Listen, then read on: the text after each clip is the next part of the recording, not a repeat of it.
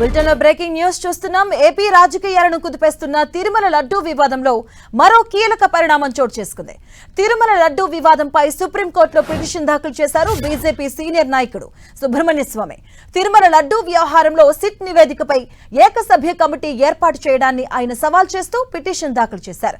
దీనిపై రేపు సుప్రీంకోర్టు ప్రధాన న్యాయమూర్తి justice Suryakant, justice Joymalya ధర్మాసనం విచారించబోతుంది. ఇదే అంశానికి సంబంధించిన పూర్తి అప్డేట్స్ మా కరెస్పాండెంట్ గోపి అందిస్తారు. గోపి, తిరుమల లడ్డూపై వివాదం ఇంకా రోజు రోజుకు కొనసాగుతూనే ఉంది. తాజాగా బీజేపీ సీనియర్ నాయకులు సుబ్రహ్మణ్య స్వామి సుప్రీంకోర్టును ఆశ్రయించారు. సిట్ నివేదికపై ఏకసభ కమిటీ వేయడాన్ని సవాల్ చేస్తూ ఆయన పిటిషన్ దాఖలు చేశారు. సుప్రీంకోర్టులో వేసిన సిట్ పై చంద్రబాబు ప్రభుత్వం మరో కమిటీని నియమించడం పైన అభ్యంతరం వ్యక్తం చేశారు. అయితే ఈ సందర్భంగా పిటిషన్ లో ప్రతివాదులుగా కేంద్ర రాష్ట్ర ప్రభుత్వాలు, AP CM Chandrababu Naidu, SIT ను అదేవిధంగా సిబిఐ, టీటీడీలను కూడా చేర్చడం జరిగింది. అయితే తిరుమల లడ్డు వివాదంలో సుప్రీంకోర్టును ధిక్కరిస్తూ చంద్రబాబు సర్కార్ ఏకసభ కమిటీ ఏర్పాటు చేశారంటూ కూడా ఆయన ఈ సందర్భంగా పిటిషన్ లో పేర్కొనడం జరిగింది.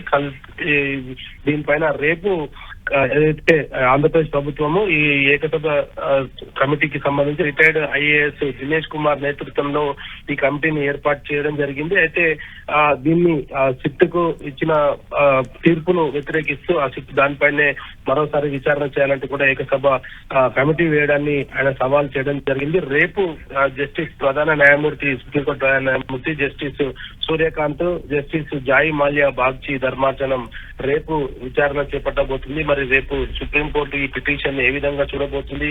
లడ్డు వివాదం పైన ఇప్పటికే సిట్ నివేదికను ఇవ్వడం జరిగింది. గత కొద్ది రోజులుగా సుప్రీంకోర్టులో ఈ యొక్క లడ్డు వివాదం పైన కూడా వరుసగా విచారణ జరుగుతుంది. ఇప్పుడు తాజాగా ఏకసభ